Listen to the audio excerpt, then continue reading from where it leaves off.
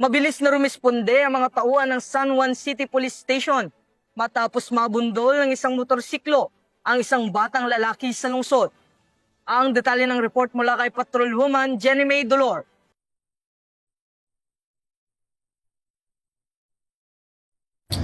Nabundol ang 7 taong gulang na bata ng rider na ito habang tumatawid sa kalsada sa kahabaan ng If Manalo Street, San Juan City. Agad namang tumulong ang mga concerned citizen na nakakita sa pangyayari at tumawag sa 911 hotline number. Gamit ang Unified 911, agad nakaresponde ang mga personnel ng San Juan City Sector 5 at ambulansya ng San Juan City CDRRMO at agad nabigyan ng paunang lunas ang biktima na nagtamo ng mga gasgas sa katawan at dinala ito sa pinakamalapit na hospital upang masigurado ang kalagayan ng bata. Samantalang ang rider naman na nakabundol sa biktima ay agad namang nagbigay ng kanyang kooperasyon sa mga otoridad at nangakong babayaran nito ang pagpapaospital sa batang biktima. Ako po'y nagpapasalamat sa ating mga kapulisan sa mabilis na pagresponde sa anak kong nabundol ng motor at naihatid sa ospital upang mabigyan ng paunang lunas.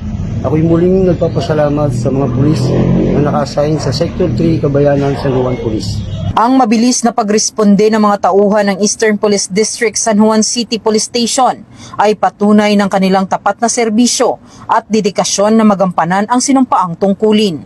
Mula dito sa Eastern Police District, ako po ang inyong PNN correspondent, Patrolwoman Jenny May Dolor, alagad ng batas, tagataguyod ng Balitang Pulis.